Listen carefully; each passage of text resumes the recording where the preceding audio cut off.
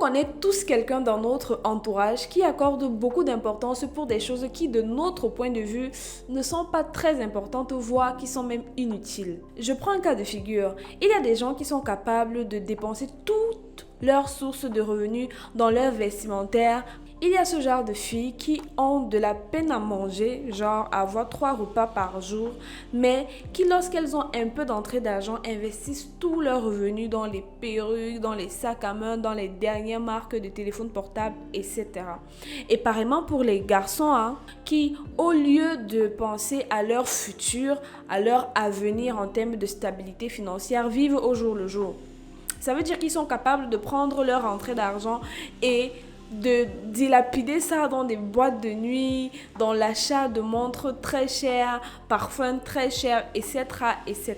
Et ce phénomène touche même souvent les pères au foyer. Vous voyez un homme qui est capable de prendre tout son salaire et d'aller le finir dans des boîtes de nuit et dans des bars avec des femmes, alors qu'il a des enfants à charge et une femme qui n'est peut-être pas légalement sa femme, mais une femme qui s'occupe de leurs enfants à la maison et qui attendent de lui qu'il prenne ses responsabilités de père. Comment expliquer que ce genre de personnes accorde de l'importance pour des choses qui, pour d'autres personnes comme peut-être vous et moi, ne sont pas très importantes en fait? Je tiens à préciser et à rappeler avant tout que nous ne sommes pas là pour juger qui que ce soit. Nous ne sommes pas là pour donner des leçons de morale parce que vraiment, ça concerne le rapport que chacun a avec déjà le concept de morale et la spiritualité des uns et des autres. Non. Ce qui nous intéresse ici, c'est quoi? Premièrement, c'est de comprendre comment dans leur esprit, ce qui peut être important pour nous ne peut pas l'être pour eux et vice-versa.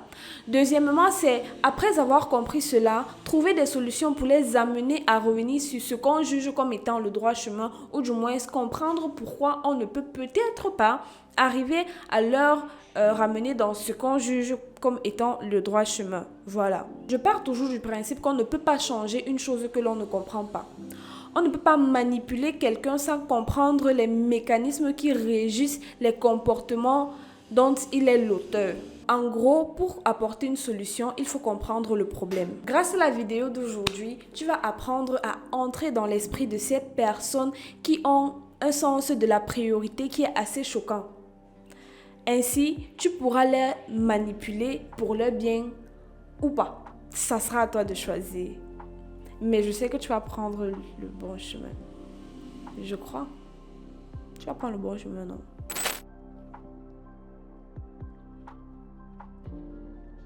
Salut à toi et bienvenue sur Équilibre ton cerveau. Ici, tu apprends à faire des analyses de phénomènes humains grâce à des théories en psychologie et des expériences du quotidien. Je m'appelle Béomier, passionnée de psychologie et actuellement monteuse vidéo.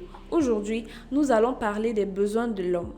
Premièrement, tu dois comprendre que chaque être humain fait ses choix en fonction de ce qu'il juge comme urgent dans sa liste des besoins.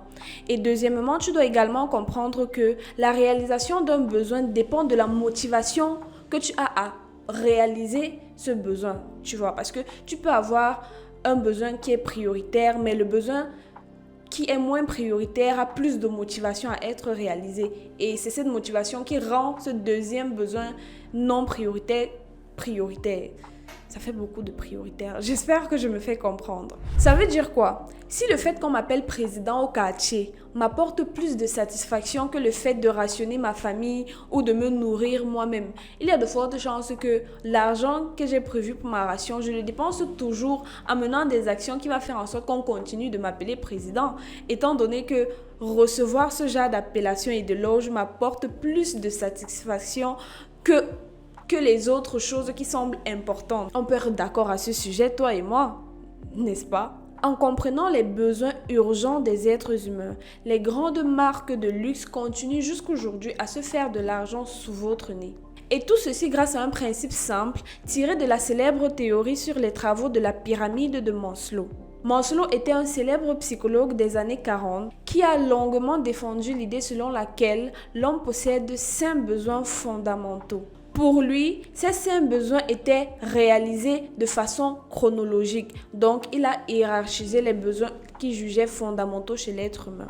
Pour lui, le premier besoin que l'homme réalise avant tout, c'est le besoin physiologique. Donc, manger, boire, se reproduire, dormir, éliminer les déchets de l'organisme. Pour lui, ce sont les besoins de base.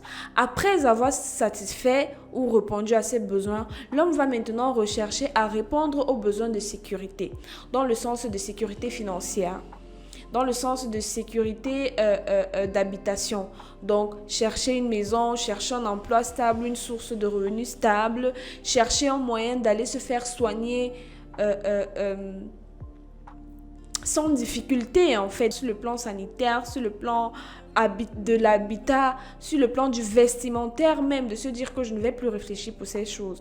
Donc, après les besoins physiologiques, il a pensé que les besoins de sécurité étaient la deuxième chose que l'être humain cherchait à combler avant tout. Ensuite, il dit que lorsque ces besoins sont comblés, c'est maintenant la recherche de l'appartenance qui va prédominer. L'appartenance à des groupes, l'appartenance à des communautés, l'appartenance à des mouvements dans lesquels l'homme va se reconnaître et pour lesquels l'homme va défendre ses valeurs. C'est ainsi que Maslow va achever sa pyramide de besoins grâce à deux derniers besoins, le besoin d'estime et le besoin d'accomplissement. Le besoin d'estime était pour Maslow une façon de dire ici que chaque être humain recherche de la gratitude et de la reconnaissance vis-à-vis de ses semblables par rapport aux actions qu'il pose au quotidien. Donc l'homme naturellement aime être apprécié et félicité par ses semblables. Et le besoin d'accomplissement est le besoin qui vient clôturer l'ensemble. De se dire qu'après avoir réalisé tous ces besoins fondamentaux-là, on se sent un homme accompli.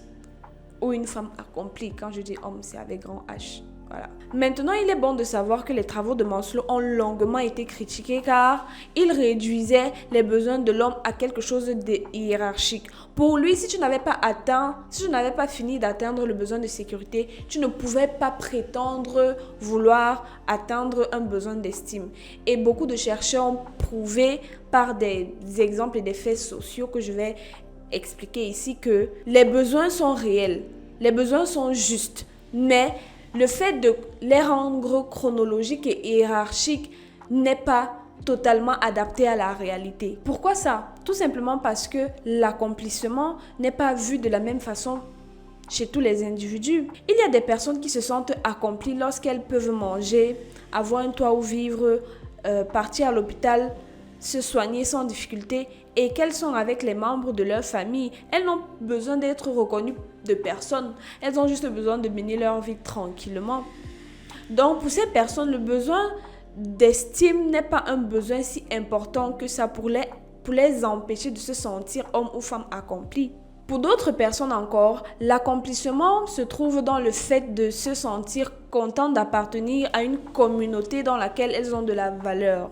De sorte qu'elles sont prêtes à donner leur propre vie pour cette communauté. Elles défendent cette communauté et font passer leurs besoins, même parfois d'ordre physiologique, après cette communauté-là. Il peut s'agir des communautés d'œuvres caritatives, il peut s'agir des cercles religieux, il peut s'agir de cercles, on va dire, dits d'élite en fait. Tant qu'elles réussissent à préserver une image ou à apporter quelque chose de plus dans cette communauté, pour elles ont accompli. Elles se sentent accomplies, ces personnes-là. Pour d'autres personnes encore, tant qu'elles peuvent manger et boire tous les jours de l'année sans ne rien devoir à personne, alors amour des autres ou pas, appartenance à une communauté ou pas, elles se sentent accomplies. Nous retenons donc que la notion d'accomplissement de soi est très subjective. Alors, j'aimerais ajouter qu'en plus d'être subjective, elle est souvent très limitée dans le temps. Car ce qui est important pour toi à un moment donné de ta vie peut ne plus l'être à un autre moment donné de ta vie. Donc, si tu veux avoir l'ascendance sur autrui, détecte son besoin le plus urgent et offre-le lui sur un plateau pour gagner sa confiance. En ce qui te concerne, il est important pour nous de faire un état des lieux au quotidien de nos priorités pour déterminer ce qui est important et ce qui l'est moins. De cette façon, tu resteras toujours le maître de tes décisions. Tu sais, les vieilles habitudes ont la peau dure. Il est souvent très difficile de convaincre quelqu'un de changer d'attitude, même lorsque c'est pour son propre bien. Dans la prochaine vidéo, nous verrons ensemble comment le processus de changement est à prendre très en considération lorsqu'on veut faire passer quelqu'un d'une étape A à une étape B. Abonne-toi sur nos différentes plateformes pour ne rien manquer et surtout laisse ton commentaire par rapport à ce sujet. Et n'oublie pas de lâcher un pouce bleu, ça fait toujours plaisir. En plus, c'est gratuit. Et voilà, je te donne rendez-vous pour la prochaine vidéo. Ciao!